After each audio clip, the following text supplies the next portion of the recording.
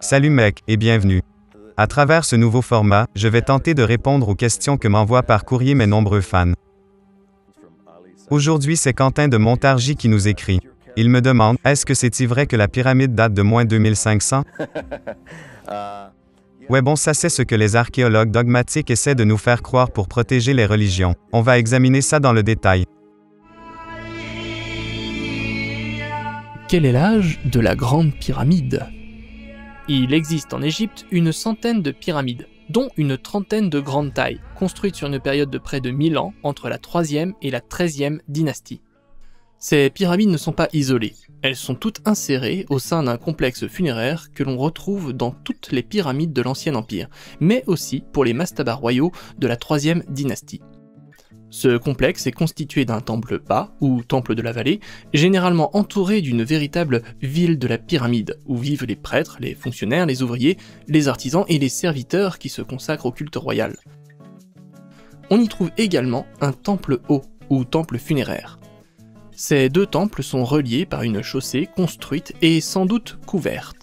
De plus, la pyramide est généralement accompagnée d'une pyramide satellite, ou pyramide de culte, sur le côté sud ou sud-est, et parfois aussi de fosses à barques.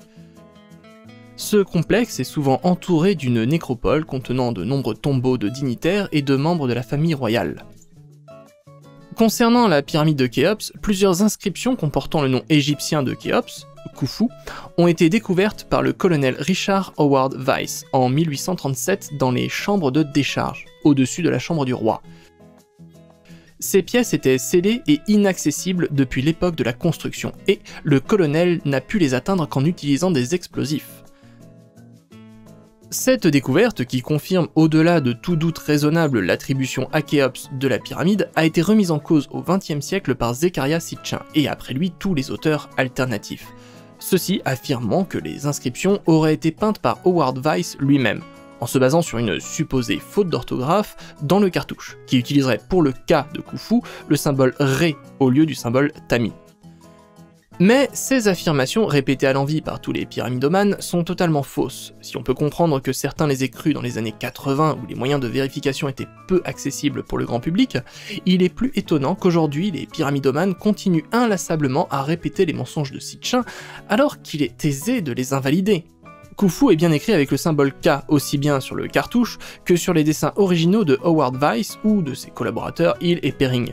Par contre, c'est bien Sitchin le faussaire lorsqu'il présente dans son livre Journeys of the Mythical Past un dessin du cartouche mal orthographié, Ré ou Fou, en le faisant passer pour un dessin de Howard Weiss. Plusieurs inscriptions, y compris un des cartouches contenant le nom de Khéops, sont en partie cachées par des blocs de 70 tonnes, derrière lesquels elles se poursuivent. Elles ont donc forcément été faites au plus tard au moment de la construction, car on voit mal un faussaire démonter discrètement un de ces blocs pour aller peindre derrière. Une des inscriptions représente le nom d'Horus de Khufu, Medjedu. Or ce nom était inconnu en 1837, on ignorait même qu'il s'agissait d'un nom. Certains s'étonnent par ailleurs du fait que ces inscriptions contenant le cartouche de Khéops tiennent plus du graffiti que de l'inscription royale. En réalité, les inscriptions des chambres de décharge représentent des noms d'équipes de travailleurs, des filets. On a des centaines d'exemples de telles marques dans d'autres monuments, comme par exemple dans la pyramide rouge de Dashur. Il s'agit soit du nom des équipes de carriers, soit du nom des équipes chargées de la mise en place des pierres. Vous voyez, c'est le mot Wao Khufu.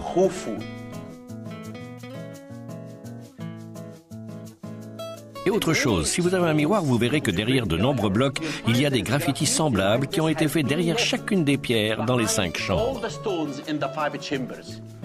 Et si je les mets comme ça? Je n'ai pas l'équipement nécessaire pour voir entièrement l'arrière de la pierre, mais j'arrive quand même à voir des inscriptions avec mon petit miroir de poche. On peut voir des graffitis derrière les pierres, devant les pierres, mais je vais vous en montrer un grand dans la 5e chambre avec le nom des groupes qui ont construit les pyramides. Ici, nous sommes dans la dernière chambre voûtée, le point le plus élevé qu'on peut atteindre à l'intérieur de la pyramide. Regardez, c'est le cartouche du roi Khéops. Et voici le hiéroglyphe qui signifie le groupe des fidèles de Khéops. C'est le nom du groupe qui a construit la pyramide. Et le nom de ce groupe est inscrit encore ailleurs.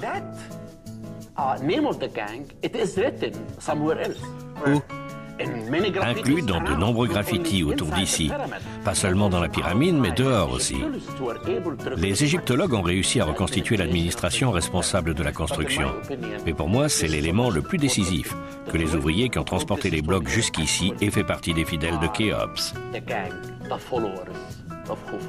Plus récemment, on a eu une confirmation supplémentaire de la validité de l'attribution de la pyramide à Khéops avec les découvertes faites par Pierre Tallet, qui fouille le site de Wadi El Jarf depuis 2011. Il s'agit d'un port de la mer Rouge. Utilisé sous le règne de Khéops, il desservait les mines de turquoise et de cuivre du Sinaï. On y trouve de très nombreuses inscriptions au nom de Khéops, sur des ancres de bateaux, des poteries, des blocs de fermeture de galeries servant de magasins. Lors de la campagne 2013 a été découvert un lot de papyrus, les plus anciens papyrus inscrits jamais trouvés. Ils avaient été déposés, probablement dans un sac en toile, au moment de la fermeture d'une galerie. Ces papyrus retracent les activités d'une équipe d'ouvriers, et l'un est daté de l'année suivant le 13e recensement de Khéops, c'est-à-dire de l'année 27 du règne, lors du recensement bisannuel du bétail. Ces papyrus comprennent des documents comptables, livraison de denrées à l'équipe, quantité, origine, mais aussi un journal de bord de l'équipe dirigé par l'inspecteur Méré, antérieur à la venue de cette équipe au Wadi El Jarf. Il s'agissait d'une filée de probablement 200 hommes, bateliers et transporteurs, chargés en particulier de transporter depuis la carrière de Toura des pierres très probablement utilisées pour le parement de la pyramide. Le journal décrit les activités de l'équipe sur des cycles de 3 jours. Départ de Toura, puis 2 jours pour atteindre l'horizon de Khéops, c'est-à-dire la pyramide, et 1 jour pour le retour à vide en remontant le Nil. En prenant tout cela en compte, on a donc bien un ensemble d'indices largement suffisant pour affirmer que la pyramide a été construite sous le règne de Khéops. La chronologie égyptienne n'a longtemps été connue que par des sources historiques à manier avec précaution. Toutes les références temporelles dans les documents égyptiens sont datées par le règne du roi, donc la base de la chronologie égyptienne est la liste des règnes. Pour établir cette liste, on dispose d'inscriptions. La pierre de Palerme, règne et fait important des 5 premières dynasties. La table de Karnak, liste des 61 rois à partir de Snéfrou. La table d'Abydos, liste des 76 rois de la première à la 19e dynastie, commandée par Séti Ier pour le temple d'Abydos. La table de Saqqara, liste de 58 rois établis sous le règne de Ramsès II. La chronologie traditionnelle a été globalement confirmée par les différentes campagnes de datation absolue utilisant le carbone 14. La dernière étude globale, publiée en 2010, tend à privilégier la chronologie haute, c'est-à-dire les dates légèrement plus anciennes que celles envisagées jusqu'ici. Pour les pyramides proprement dites, il y a eu 2 grandes campagnes de datation au radiocarbone. La première en 1984, financée ironie de l'histoire par la fondation du médium Edgar Cayce, qui cherchait à prouver que les pyramides et le sphinx étaient âgés de plus de 10 000 ans. Et la deuxième en 1995. Au total, plus de 450 échantillons prélevés sur différents monuments de l'Ancien et du Moyen Empire ont pu être datés par 3 laboratoires différents, puis comparés avec les chronologies traditionnelles.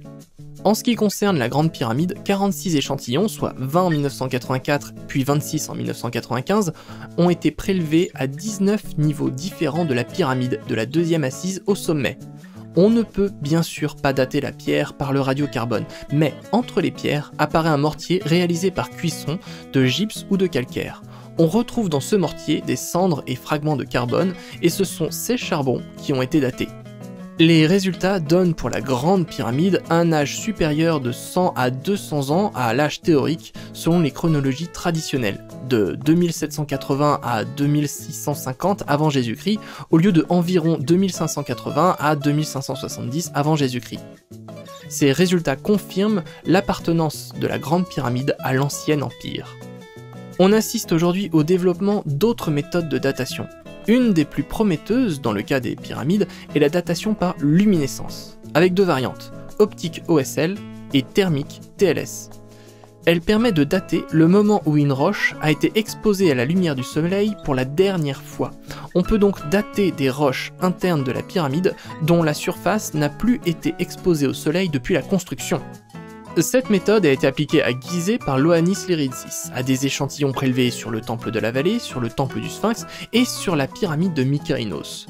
Les résultats sont encore d'une grande imprécision, mais aucune date à Gizeh ne correspond à un âge préhistorique, puisque le haut de la fourchette ne dépasse pas 2700 à 3000 ans avant Jésus-Christ. On est encore loin d'une précision absolue pour ce qui concerne la chronologie de l'Ancien Empire et de ses monuments, mais cela ne veut absolument pas dire qu'on ne peut pas les dater comme l'affirment les pyramidomanes. Quelle que soit l'imprécision de détails, on en sait assez pour pouvoir affirmer que la Grande Pyramide a bien été construite par les anciens Égyptiens sous le règne de Khéops, et que cela a été fait aux alentours de 2500 à 2600 ans avant notre ère. Mais cette accumulation de preuves ne décourage pas les chercheurs de véritude de persister à vouloir voir dans la Grande Pyramide un monument bâti par une civilisation antérieure au peuple égyptien, nous expliquant ainsi que si les datations au carbone de la pyramide indiquent bien le règne de Khéops, c'est tout simplement parce que ces fourbes d'Égyptiens se sont accaparés le bâtiment une fois les proprios mystérieusement disparus, puis en ont effectué une rénovation, et que ce sont donc les traces de ces rénovations qui induisent les archéologues dans l'erreur. Étant donné le nombre d'échantillons analysés, la pyramide aura été rénovée de fond en comble. Pas mal pour un peuple soi-disant incapable de bâtir quoi que ce soit avec leurs archaïques outils rudimentaires. Mais que dire alors des datations de l'ensemble des autres monuments? Doit-on en déduire que les Égyptiens ont rénové absolument tous les édifices du pays en s'attaquant à une nouvelle pyramide à chaque nouveau règne? Mais en ne commençant à s'intéresser aux plus volumineuses et impressionnantes des pyramides qu'au bout d'un millénaire? On peut ainsi s'étonner de cette soi-disant colonisation après coup, alors que l'on sait très bien que l'Égypte était peuplée bien avant l'avènement des pharaons. La civilisation prédynastique remonte à moins 8000, et les premières traces de civilisation humaine dans la vallée du Nil remontent à moins 700 000, et dans cet intervalle, pas la moindre trace d'Atlante, alors que l'on nous explique que les pyramides auraient été bricolées par cette civilisation avancée aux alentours de moins 15 000, avant de soudainement s'évaporer. Et j'imagine que les monuments grecs et romains sont eux aussi du réemploi, rénovés après coup par les autochtones?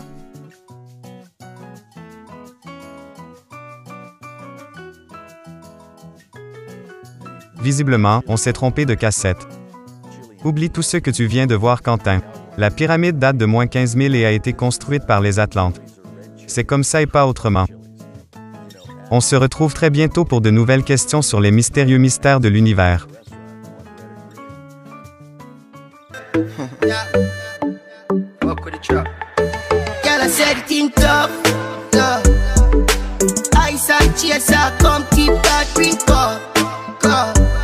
The vibes right, I'm thugs, them hype, but we don't give a fuck.